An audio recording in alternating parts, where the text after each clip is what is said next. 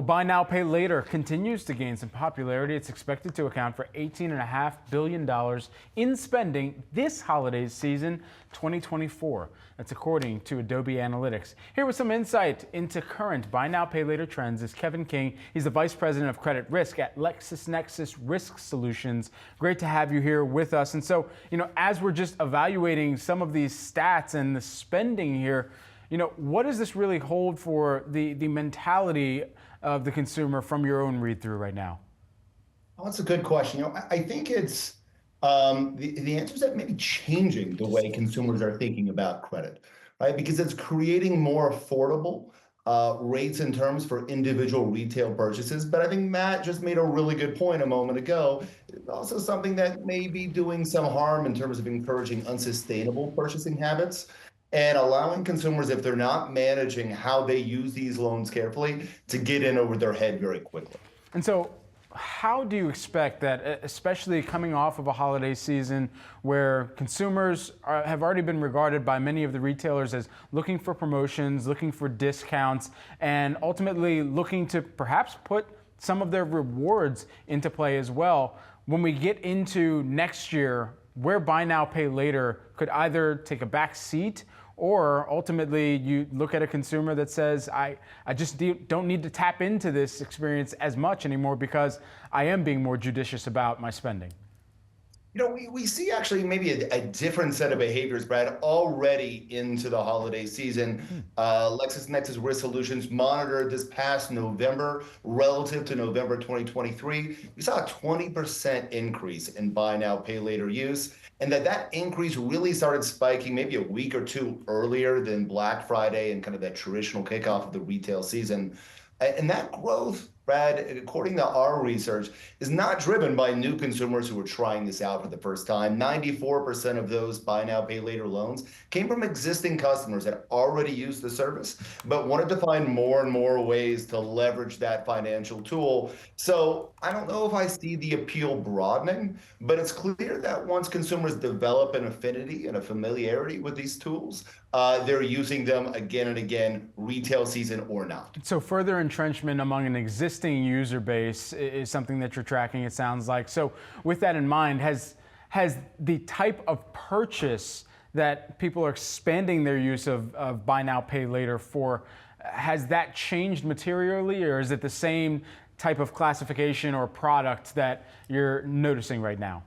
A great question, and I would say it's changing materially. If we cast our minds back to maybe 2020, when buy now, pay later use in the US was kind of first entering our consciousness, we thought of this as a tool that was being used to finance home gym equipment, right? Luxury retail goods, and that's still part of the story. But we're seeing more and more consumers use these tools for essential goods like groceries. 18 and 19% of transactions in 2023 started to skew there. And essential services like auto repair, for example, is something that's becoming increasingly leveraged by buy now, pay later users.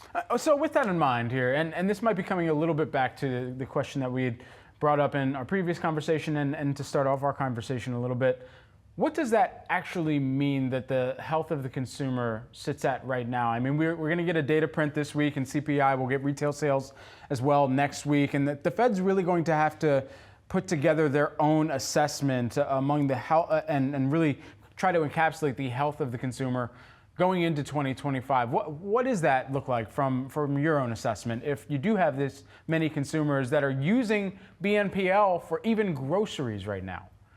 There are areas of buy now, pay later use, which I think can be actually very responsible for some consumers. It'll be interesting to see how some of those bodies view it, right? Generally, we're talking about lower interest rate loans. If you're a parent who's buying an expensive gift for their kid for the holidays, if your only alternative was maybe a subprime loan, well, this is maybe a really big win. Even some of those APRs Matt covered with retail cards, we're talking about things that are much, much lower. Again, the key is, are you using this to finance 1, 2, 3 purchases a month, and you're tightly tracking each one of those loans when they're going to take the money out of your checking account? Or you start getting addicted to the experience of easy access to credit, and you get yourself in over your head. We know consumer household debt is on the rise. We know delinquencies are on the rise.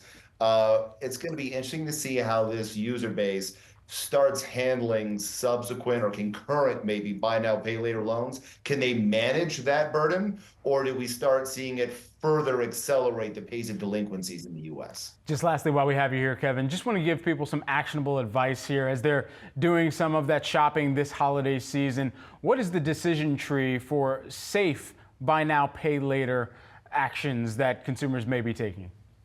Yeah, really, really good question, Brad. I would say this. If you have a couple of large purchases, and that could be essential purchase or it could be retail, that you would have made with your normal credit tools that might be easier to handle broken up into a couple of installments. Buy now, pay later makes sense, but you need to track exactly when those payments are going to get taken out of your checking account, who you've taken out the loans with, and you're overall keeping an eye on the total debt amount so you don't get out of control, right? So long as you keep things tightly managed here, if your interest rates look like some of what we just saw on those store cards, a no to low interest rate product with low late fees might look very, very attractive. Kevin King of LexisNexis, thanks so much for taking the time. It was a pleasure. Take care. Likewise.